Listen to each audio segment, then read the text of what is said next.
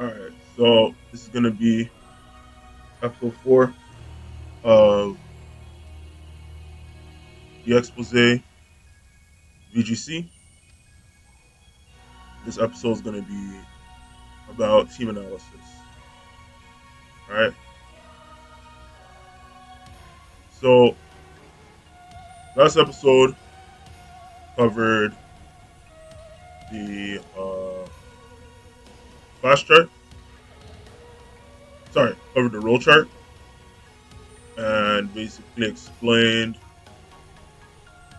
the roles that Pokemon fall into, and um, yeah, I also did a lot of juxtaposition with other games, right? And basically explained how it seems like it's very hard to uh, place a battler into a specific category due to all these other battle style RPGs making pretty dishonest characters, right? And as a result, making the characters very ambiguous, right? So I explained how Pokemon, as opposed to those games, uh, is has more honest fighters, right? And as a result, very it's readily available to classify them into specific roles, right? So the final part of the puzzle for team building for battle RPG is what I call team analysis. So I'm gonna get into that. Um, and so yeah, so this is gonna be the final episode for this series. And before I start, just want to I just want to announce that this is going to be the last episode, of course, and going to this is going to be the last episode for uh, Pokemon related videos for a long time, right? Um, so just want to make that announcement. I don't know how long it's going to take for me to really get into this, so I don't want to go through the whole video and then not have a lot of time to really explain kind of uh, next steps, right? So I just want to make the announcement at the beginning of the video, right? So I can deliver it without having to worry too much about doing that announcement. All right. So yeah, um, I feel like I've sufficiently covered Pokemon for competitive, and I want to uh, you know thank people who have been watching the series in earnest um, for watching. I hope you enjoyed, and I hope it helps you rekindle your passion for Pokemon, right? Because that's really what I was trying to do. And so, if you feel motivated to, get into playing Pokemon again, right? Um, you can understand a lot about kind of what Pokemon was trying to do through this series, and it'll help you, get back into, playing Pokemon, enjoying Pokemon games, enjoying the Pokemon series as a whole, right? So, yeah. And so, yeah, what I'm going to be doing is I'm going to be working on a gigantic project. And so I don't want to divide my attention and, be doing Pokemon videos and working on the project at the same time. And so, yeah, I'm going to be pumping the brakes on Pokemon content and really devoting my time to the project. And maybe if I like how it's coming together, then maybe I'll do some promotional stuff for the project, right? And that's definitely going to be a completely different direction. So don't expect any of this, low production, you know, uh, kind of tutorial videos, right? Definitely expect a new direction uh, coming from this whole production effort. And so yeah, so yeah, just want to make that announcement. And so yeah, get into team analysis, right?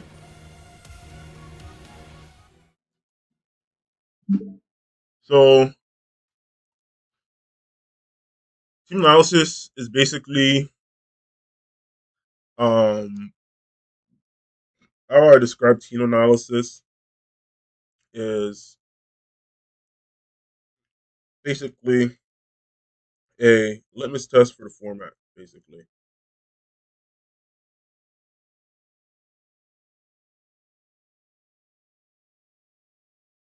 right? So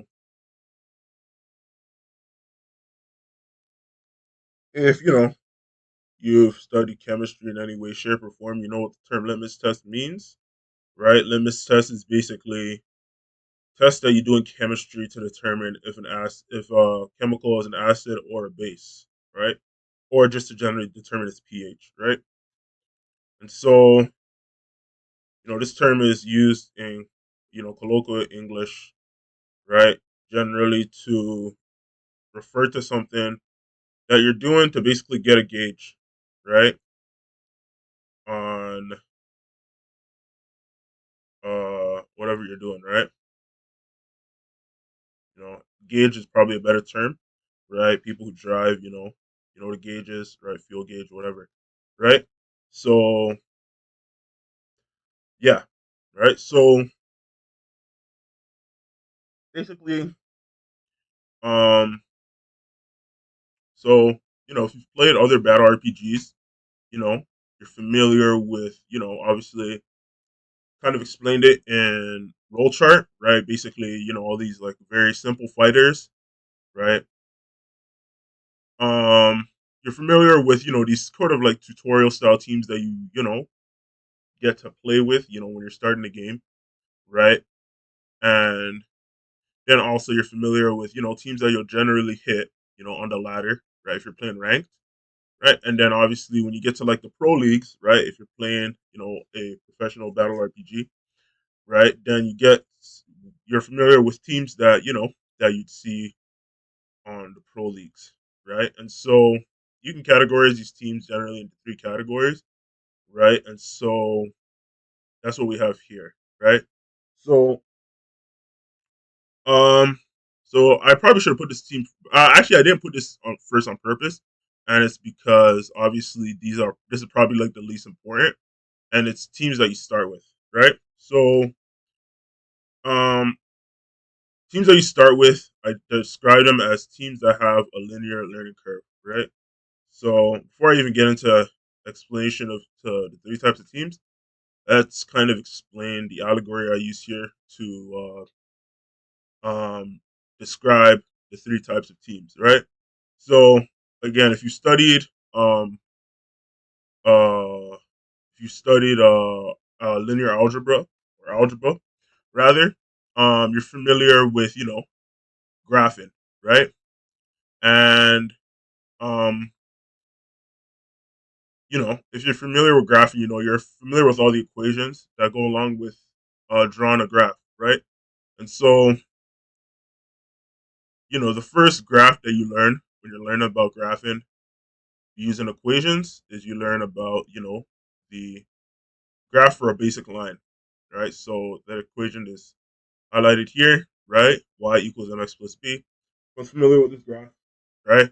And if you were graphing it on what is called a Cartesian plane, then the graph would look like this, right? Just a straight line, right? So that's generally how I would kind of uh, describe um, these teams that you start with, right? So essentially, Um, why I describe it as a linear graph is because obviously, right, as opposed to the other two graphs I have here, right, these graphs are more. This graph is very simple, right?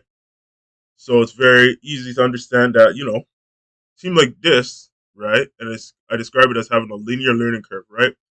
Generally, what I mean by the learning curve here is not is obviously you learning how to play the team, but it's also sort of you getting familiar with playing against the team as well, right? So you can have a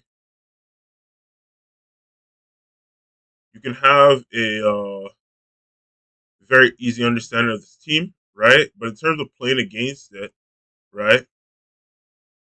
I describe these teams as on a linear learning curve because generally, you're not going to have a lot of trouble figuring out these teams, right?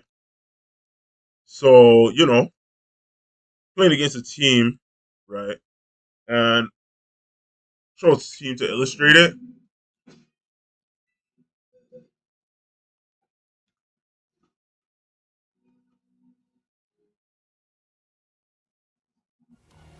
So team like uh this team right here that I have with this Scizor team, right? If you remember from last video, I described Scizor as a game knowledge brute, right? And that generally these are going to be characters that have very um strong earlys but weak lates, right? And so generally with having something like a Scizor on your team, right? The team's going to be pretty pretty telegraphed, right? You're gonna understand, okay, Scizor is gonna be a pretty important part of the team, right? And so all I have to do is really dispatch a Scizor, right? And then I'll take it apart, right? So yeah, that's Scizor, right? And before I split it further, let me kind of go into slots. So teams have three slots, right? Pokemon will generally make up three slots, right? So you'll have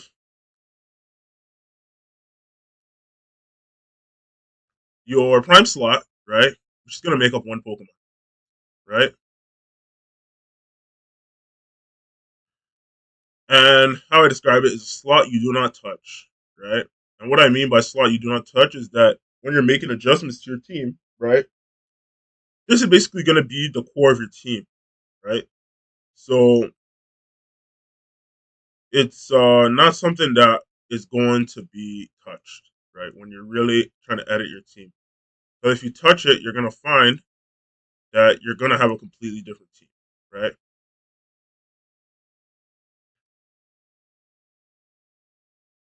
So in this case, the prime slot for this team,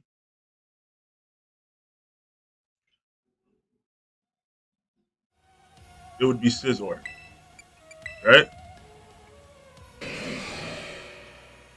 So Scizor, you would not touch it if you're trying to edit this team, right? So next are best slots, right? You play like open world RPGs, also known as MMORPGs. Um, you are familiar with the term best in slot, right? Usually uh, abbreviated by BIS, right? And it basically means generally it's referring to like an equipment item, right? And generally it's when it comes to that slot of equipment, right? You're not going to get better than that, generally, right? And so yeah, best slot when it comes to battle RPG would be the exact same thing, right? Um, it would be the ideal battler for a slot, right? So again, right, when you're editing your team, right, um, you'll find, that you'll have slots in your team that just seem like they're just like basically they'll seem like this, right?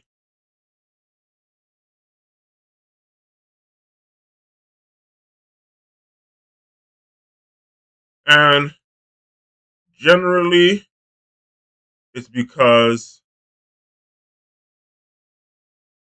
their range is just unsurpassed, basically, right? You're not going to get another battler that's going to have the same range, right? And so you'll take it out and then you'll try to find something to replace it, and you'll have trouble finding and replacing for it because you'll realize, okay, well, this replaces it, but it can't do what this other Pokemon did, for example, right? And so that's why they fall in the category of best slot, right? So essentially, why I'm highlighting best slot is because um I don't want you to be, going through, you know, your archive of battlers and then being like, oh man, I can't just find a replacement for this thing, right?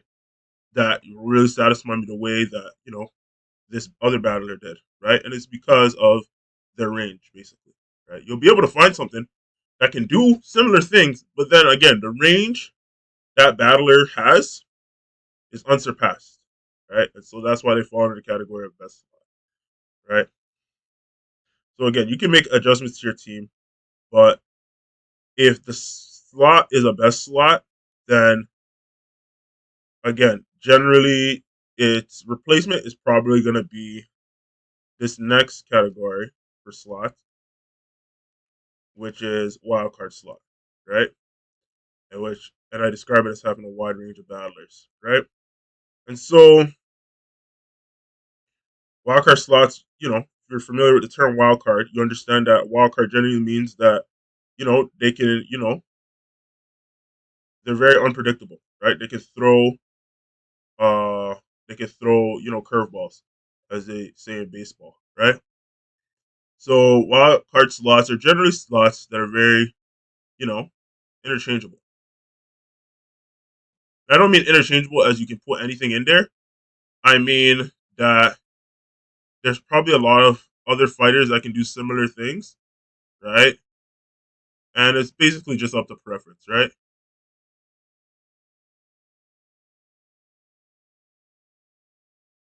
Right. So let's go back to the team, right?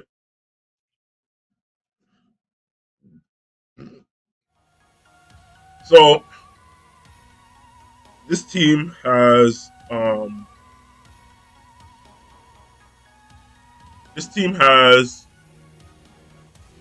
like four best slots and then has a wildcard slot, right? So the four best slots are Berserker, Gothitelle, uh, Flareon, and Gengar, right? And then your wildcard slot is Lapras, all right? So let me explain, right? So again, this is a Scizor team, right? And let's just go back quickly to chart. And this Scizor team again, right, is a team that you would start with, right? And it's because it has a linear learning curve. And let me explain, right? So this is a Scizor team, right? So what you're trying to do basically is you're trying to lead with Scizor, right? And then ideally you'd want to lead with Berserker as well, right? So what you'd want, right? Berserker, obviously this Berserker has Steely Spirit. So Steely Spirit increases your steel moves by 50% and also your ally steals by 50%, right? So what you have, right, is you have Scizor, right, with Bullet Punch and Technician, right? Just give it Technician. Well, I'd have to put on my team.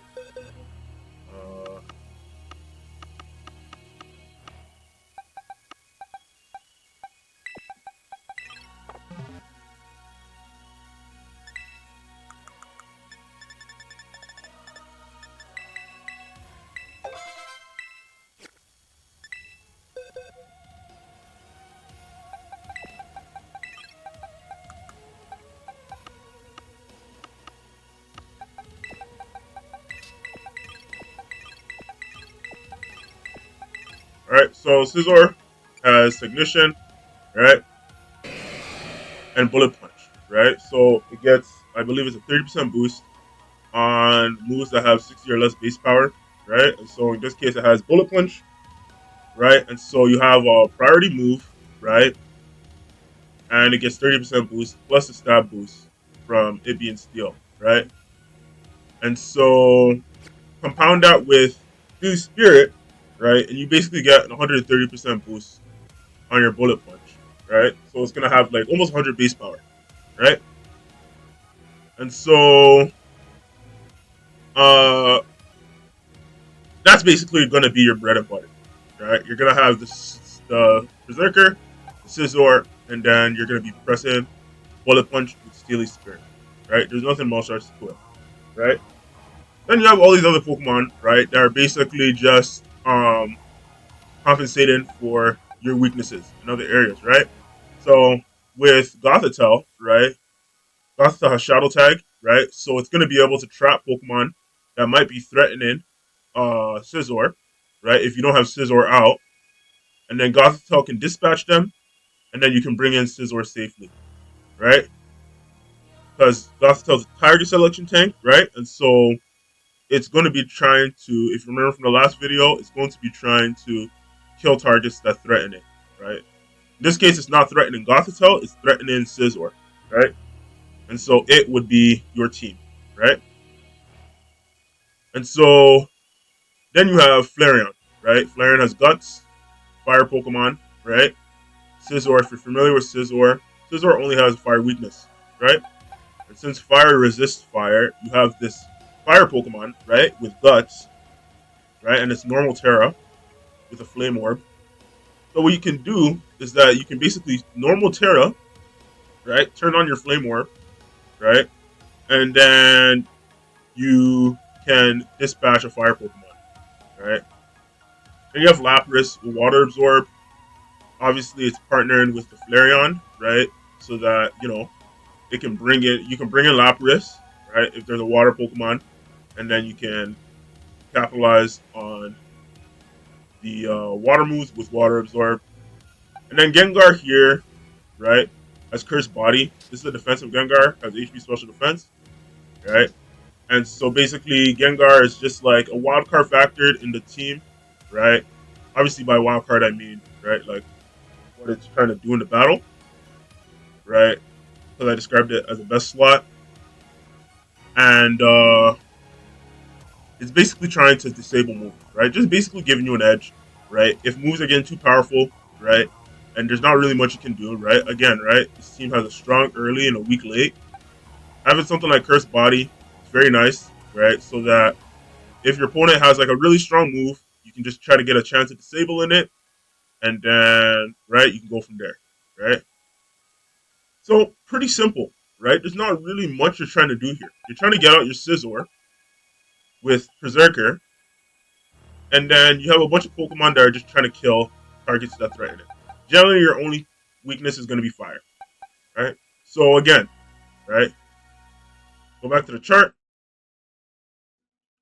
This would be a team that you start with, right? Very straightforward team, right? Pretty linear learning curve, right? Especially if you're playing against this team, you understand that, right? You understand that you're trying to just kill the Scizor. The Scizors are really only the threat on your team, on their team. All right. So that's the team to start with, right? So the next teams that I'll describe is teams that you have learned, right? And again, this is pretty kind of uh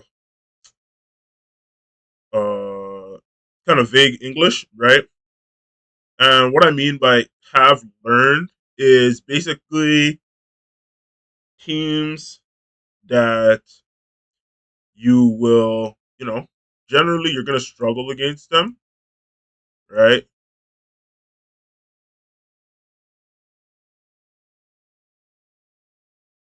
But once you've kind of figured out the people who play it, right? Once you learn their strategy, it's gonna be a fair fight, right? That's what I mean by teams you have learned, right?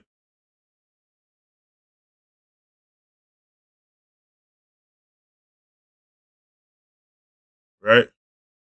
And so I describe them as having an exponential learning curve, right? And in this case, I'm actually referring to the team itself, right? So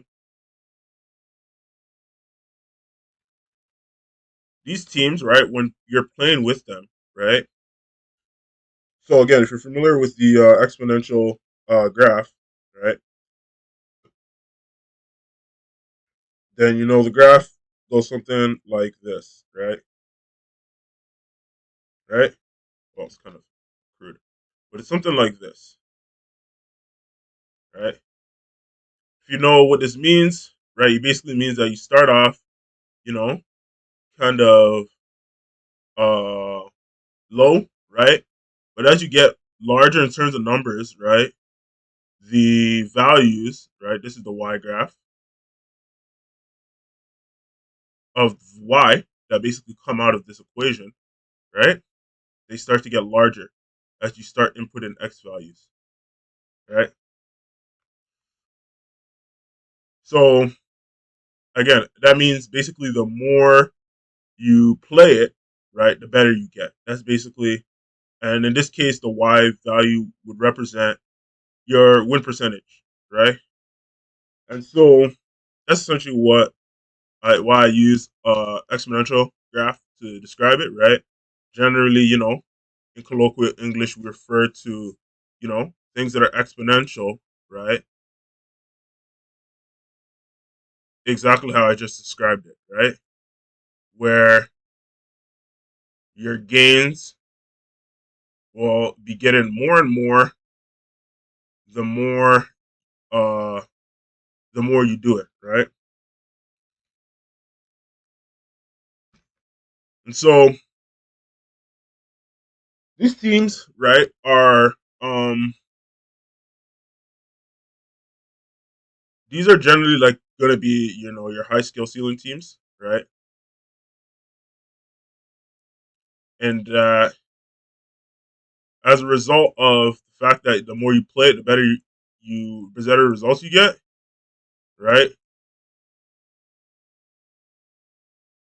These are teams that are going to be generally you're not going to get a lot of variance when it comes to results, right? It's either you're just going to win a lot against them or you're going to lose a lot against them. All right, so I'll use a team as an example. So, team like that would be something like uh,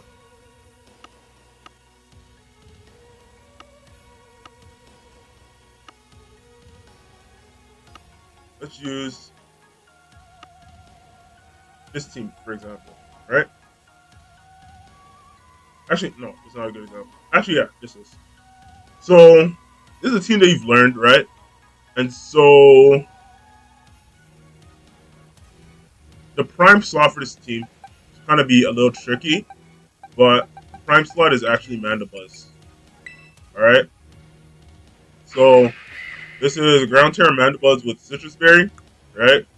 And so I have to fix the EVs on this guy, but um, it's gonna have a little more attack. Right now, it's just has a lot of defenses, right? But I'm gonna take out some special defense and then put into attack because when I was playing this team, the attacks were just not doing a lot of damage, even with like a plus with like -2 defense from Lear. The moves were not doing that much damage. So I'm gonna probably put more attack into this. But so basically, this is a Mandibuzz, right? And it has Throat Chop, Leer, Bone Rush, Toxic, right? And so basically, obviously, generally the Pokemon that are gonna be threatened Mandibuzz the most are gonna be electric Pokemon, right? So it's Ground Terra, right? And you have Bone Rush, right? So basically, what you're trying to do is you're basically, if you're familiar with Mandibuzz stats, Mandibuzz is very tanky, right? And so what you're trying to do basically is you're trying to set up a board state where you just have extremely tanky Pokemon on the board, right? And all of the Pokemon, on your opponent's board are really whittled, and your Pokemon are very healthy, and you're not going to be able to. Your opponent's not going to be able to do much from there, right? So that's basically your win condition, right? So the prime slot for this team is the Mandibuzz, right? And then you have four wild card slots. I mean, four best slots, right? With the Blissey, uh, Gothitelle, uh, Blaziken, and the Cerulege, right? Actually, sorry, you have three wild cards. You have three best slots with the Blissey, Gothitelle, and a Blaziken, right? And then you have two wild card slots with Bastiodon and Cerulege, right? So Blissey, again, let's talk about, you know, let's talk about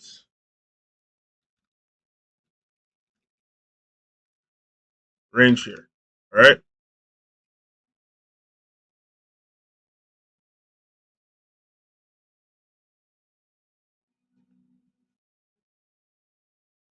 All right. So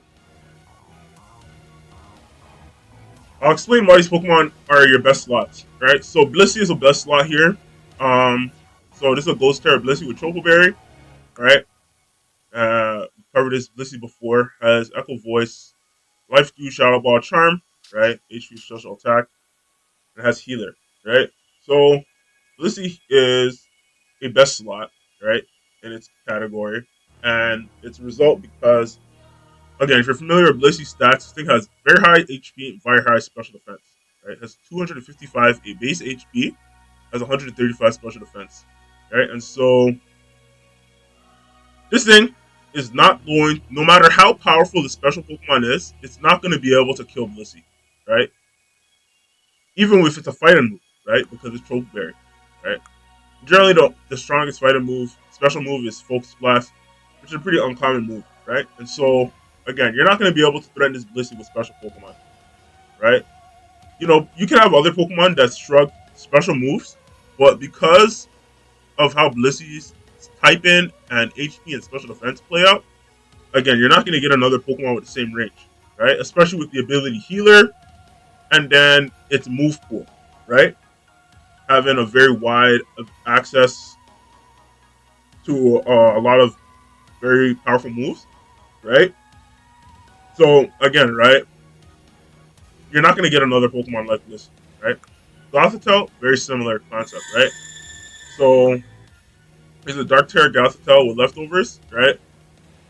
HP Social Attack, right? And if you're familiar with Gothitelle's stats, Gothitelle has very solid stats, right? It's just very slow, right? And it's psychic, right? And it has the ability Shadow Tag, right? And so you have this like tank, right? That is a psychic Pokemon, and also Pokemon cannot switch out unless they have some effect that lets them switch out, right? You're not going to get the same range, right, from a tank than you are going to get from Gothitelle. Gothitelle is going to do things, right, that other tanks could do, right? But because of like Shadow Tag and then its solid stats, right, and its type in, you're not going to get the same range, right? So that's why it's a best slot, right? Blaziken, this is a Fire Terror Blaziken with Focus Sash, right? And it has Brick Break, Fire Punch, attack speed, right? Adamant Nature. Has Speed Boost, has Brick Break, Fire Punch, Sword Dance, and Attack, right? And Blaziken's another best slot, right? So again, Blaziken's an agency tricky, right? Like we covered in the last video. And so again, right, if you remember the way we calculate kind of the value you gain from an agency tricky, right? It's timeout times value gained, right? So Blaziken, right, is always going to be out for at least one turn, right? Unless obviously you get hit by something like a multi-target move, right, that can one-shot it, right, like dual wing beat or certain strikes, right? Um, and so you're always going to get at least one turn from Blaziken, right? and then compound that with something like Swords Dance, right? That means you're basically getting a free Swords Dance, unless you get doubled, right? But if you get doubled, you have detect, right? So you're gonna get the speed boost, right? And that means generally you're gonna be able to get an attack off, right? And so that type of range from an HC tricky, right? And then plus the ability to increase your stats by 2 stages, right? You're not gonna get that range, right, from another agency tricky, right? And so that's why it's a best slot, right? And then Bastiodon and Cerulege would be wildcard slots, right? In that, Bastiodon is an Air Balloon Fighting Terror Bastiodon, right? Um, Again, Bastiodon has really, really good defenses if you're familiar with his stats, right? Um, and so again, right, it's a very good Vanguard tank, right? But as a result, right, and again, of course, sturdy, right? But again, right, sturdy with high stats is a very common combination. So again, right, it gets body press too, whatever. It gets wide guard, right, and it's also a rock Pokemon. But that is not necessarily something that is, uncommon, right?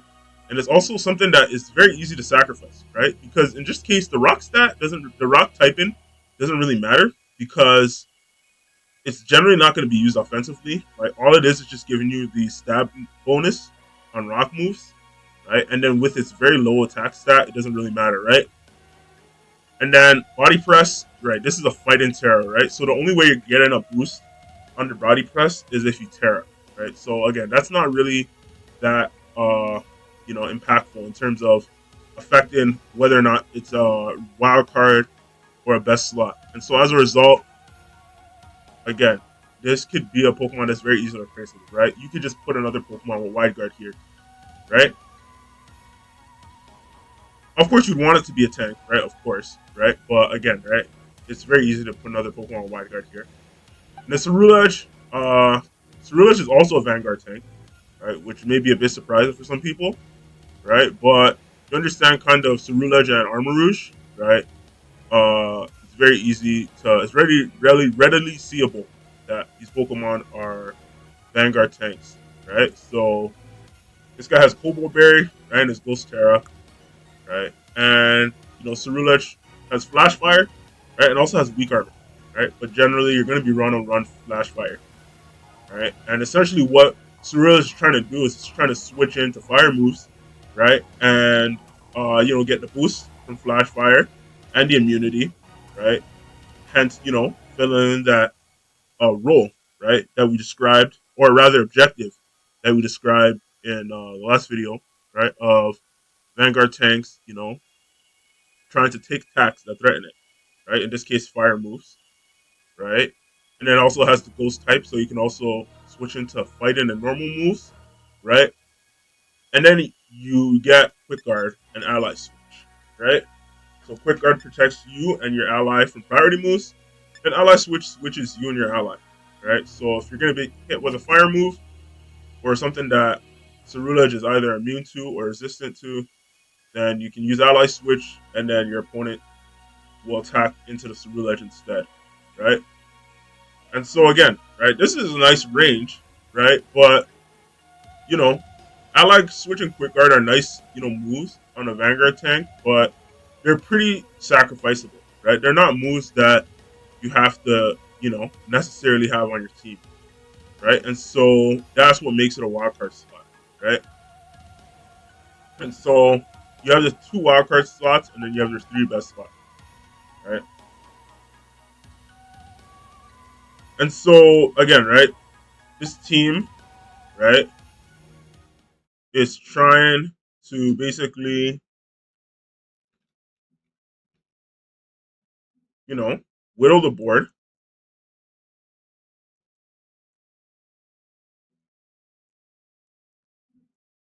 and stay healthy,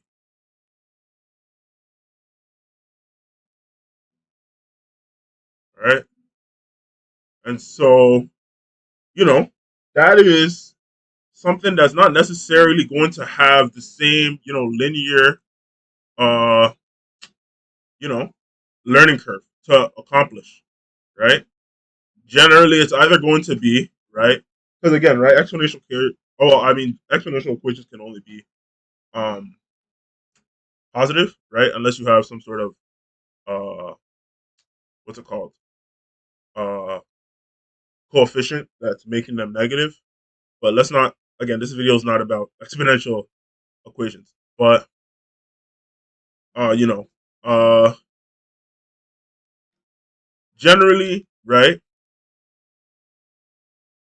in learning, how to whittle and stay healthy, right, your progression is either going to be like this, right, or it's going to be like this, right. And so that's essentially what it means by exponential, right? Either you're going to get really, really good at it, or you're just not going to be able to figure it out, and you're just going to keep losing, right? And you're going to lose more and more because, again, right, since you're not getting better, you're not going to, if you're not getting better, you're only getting worse, right? And so, um, yeah, right, that's kind of what I mean by exponential learning curve, right? All right, so third team is teams that you learn, right? And this would seem like probably the easier, the more easier on the more easier side of the spectrum when it comes to teams, right? And I'll explain why it isn't, right? So I describe teams that you learn as having a logarithmic learning curve, right? And so, if you're familiar with logarithmic equations, right? Logarithmic equations kind of go like this, right? Right? So they have this just odd curve, right? And so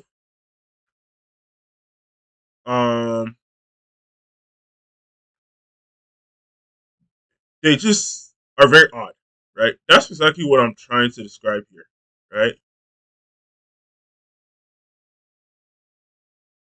Um Teams that you learn are these are teams that are also pretty simple, right? In the terms like simple like teams that you start with.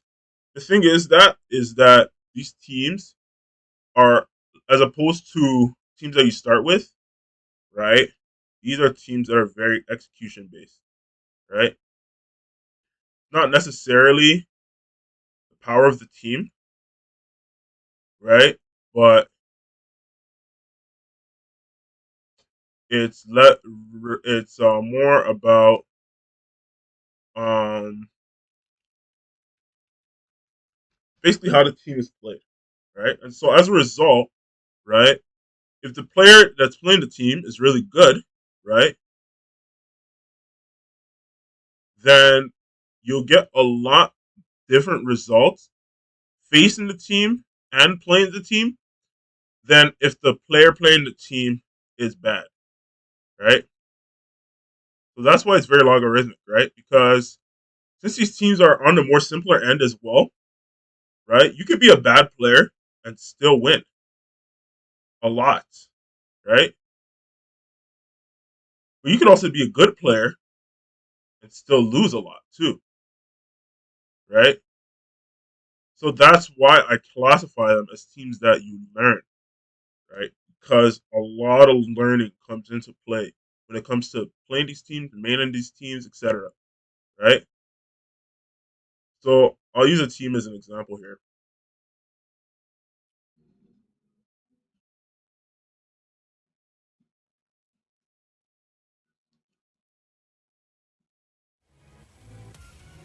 So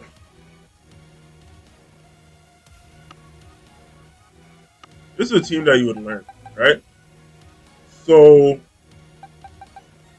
the prime slot for this team, it's actually pretty straightforward. It's actually Lantern, right? And so this Lantern has a Rindleberry, right? And it has Volt Absorb, right? And so has Scald, Thunderbolt, Soak, and Eerie Impulse, right? So Eerie Impulse, Harshy lowest target special attack, right? And Soak turns the target to water, pure water, right? So again, right, this team's game plan is pretty straightforward, right? So you have the lantern, right? You're trying to soak a target as HP special attack, right? You're trying to press soak into a target, and then you're trying to press thunderbolt, right? And then you have scald, um, partnered with eerie impulse, right? So that you can drop special defense, special attack. You can also drop defense with a burn, right? So that's essentially what you're trying to do, right? And lantern is a skill check group, right? And so um, that's essentially what you're trying to do with the lantern, right? So um, lantern is partner with Oranguru, right? And Oranguru is the best slot, right? And again, if you're familiar with Oranguru, that becomes very readily seeable, right? Oranguru has the signature move Instruct, right? And it's a very hard move to understand because basically how it works is that you have to go after your target, right? And so what it does is that your target will use a move, and then you press Instruct, right? And then they'll use the move again, right? And so what this Oranguru Lantern combo is basically doing is you're basically going to soak a target, right, making it pure water, and then you're going to press Thunderbolt, right, and then you're going to press Instruct, right, and so you're going to get two Thunderbolts, right, and so if you're hitting a target with a super effective Thunderbolt twice, right, on 90 base power, the target's probably dead, right.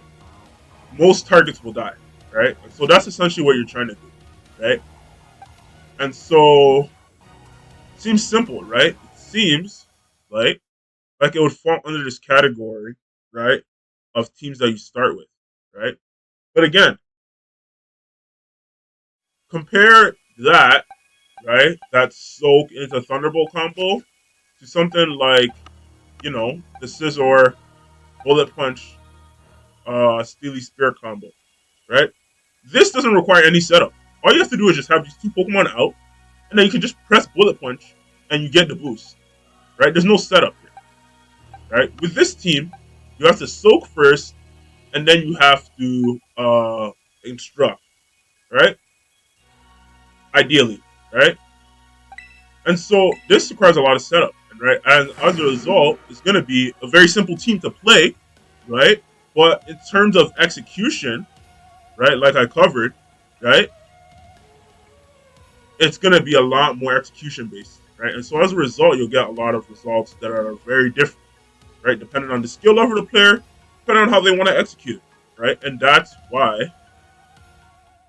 I highlight it as logarithmic, right? Because again, if you're familiar with the logarithmic equation, right, you understand that, right, if you put like a one here, and if you put like a one here, right, in the x value, you're gonna get a very different result, extremely different result than from if you put a two, right? And if you put a 10 in the base, generally your base is gonna be 10 for a logarithmic, right? It's gonna be a lot different than if you put an 11, right? And so again, right, logarithmic equations fluctuate, right,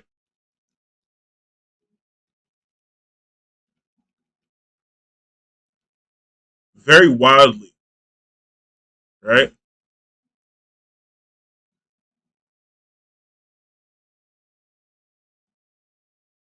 You put a 10 here, right, and you put like a 1 here, you'll get an answer, right? But if you put an 11 here and you put a 1 here, you're going to get a whole bunch of decimals, right, that you wouldn't have gotten with the 10, right? That's very that's like a lot of fluctuation, right? So again, right, if you just want to press Thunderbolt and instruct, you're going to get a very different result than if you press Soak and then Thunderbolt and instruct, right? And so that's kind of what makes this team a team that you learn, right? Now all the other slots, Dustnor, right, uh, is another best slot, right? Its range is just way too big, right? It has very high defenses, has a very good attack stat, has a huge move pool, and has great abilities and frisk and pressure, right? And it's also a ghost type, right? You're not gonna get that type of range, right? It's also a physical Pokemon as well. There's no Pokemon that's gonna fit into this Pokemon's range, right? And so this is the best slot, right? Cinderace, right? Also another best slot, right? Has a Libero, right? Which makes all its attacking moves gets same type attack bonus, right? Because it changes Cinderace's type, right? Then it also has the signature move Port Change, right? Which lets it swap effects, right? So if your opponent sets up like a light screen or reflect, you can take the light screen or reflect, right? You're not gonna get range like that from another Pokemon, right? Especially with its signature move Powerball, 120 base power fire move, fire physical move, right? You're not gonna get range like that from another Pokemon, right? And Frostmoth, another best slot, right? Has the ability to Ice Scales, which halves the damage it takes from special moves, right? And then Ice Bug type, right? Gets Wide Guard, it gets Quiver Dance, right? You're not going to get range like that from another Pokemon, right? So you have these four best slots, and then you have the wild card slot again, like we covered already in Bastiodon, right? And so generally the only slots that you don't really want to touch on this team are Oranguru and Lantern, right? Obviously Lantern is the prime slot, but Oranguru would almost act like a prime slot too in this case because the Instruct Thunderbolt combo is unmatched, right? It's an 100% boost, right? Which you're not going to get very easily, right? Helping Hand, for example, um, Helping Hand only gives you about a 50% boost, right? Instruct is an 100% boost because it's the same move twice, right? And so to get a 100% boost, right? And it's not speed reliant at all, right? For example, Alcremie could technically give you an 100% boost too, right? With Decorate, but Alcremie would have to be faster, right? Oranguru, right, can be slower, right? Which is a lot less of a constraint, right? And so, and especially considering an Instruct will let you use the move again, right? Again, right? Any move that you use will be used again, right? So if you use a move like Make It Rain, right, which would probably, well, you actually can't Instruct Make It Rain because Goldango can't be targeted by Instruct, but let's say you could, right? Make It Rain still drops your special attack, right? So if you use Make It Rain and then you Instruct it, right, you're gonna get two special attack drops on the same turn. And the second Make It Rain is actually not gonna be the same power, right? And so again, right, a team like this, you even want to touch the Oranguru, right? You could, right? You could put Pokemon with Helping Hand here, right? Or something else, right? You could put like a Chi-Yu, for example. Obviously, you can't put Chi-Yu into the slot, or you wouldn't want to, rather, because these Pokemon are not in the same type category. But, right, you could put Chi-Yu here, right? And it would be nice, right? But again, Chi-Yu also drops Lantern's special defense too, right? So again, it's range, right? This thing's range is just unmatched, right? And so essentially, what this team is trying to do, right, is just trying to get the Soak Thunderbolt combo, and then it's just trying to basically prevent it from getting weakened, right? So you have the Oranguru with Instruct so that it can kill any Pokemon, right? And then you have Break Dusknoir so you can break screens, and then you have Court Change to take screens, right? So you have two ways to basically remove screens, right? In two different speed tiers, right? Cinderace is much faster than Dusknoir, right? And then basically Bastiodon is here just to, you know, protect these Pokemon, for example. And then Frostmoth is another slot basically trying to protect Pokemon, right? So you have the physical protection with Bastiodon, and then you have the special protection with Frostmoth, right? So again, this team has a lot of layers, right? And it's a very simple team. All you're trying to do is just get off, the Thunderbolt Soul combo, but there's also all these other things that you have to consider, like screens, right? And then moves that can target multiple Pokemon, right? And so you have these other parts to cover that, right? And then once that's all covered, you can bring out a Ranger and you can start pressing this drop, right? And so that's a team that you would learn, right? And as a result of its, wide range, right, in terms of execution, right, it falls under that category of teams you learn, right? And so here I give a description, right? Y value fluctuations and describe it logarithmically, right? The root word here being,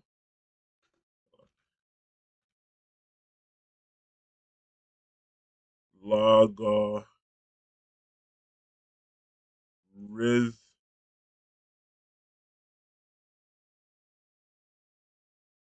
rhythmic,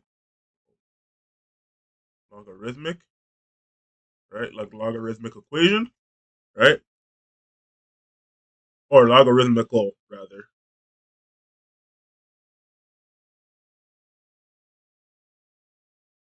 And then obviously exponential, right? And then this last word, kind of a mouthful, linearly, right?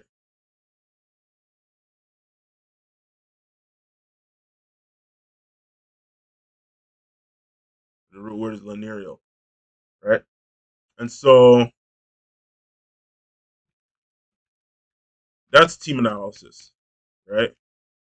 And so I describe team analysis as a litmus test for the format, right? And essentially what I mean by that is that in a format, right, you'll be able to kind of get an idea of sort of the difficulty of a format, right? If you want to play ranked, right? By basically the the presence of these teams, right? So again, right, if you have a format with a lot of teams that you start with, right, then the format will probably be pretty easy, right? If you have a team with a format with a lot of teams that you've learned, right, the format would be probably a little more fun, right, because it'll be more competitive, right? You have a lot of format. If you have a format with a lot of teams that you learn, right, then you'll have a format that's probably going to be pretty frustrating because you're going to have a lot of variance, right? And so that's what I meant by litmus test, right?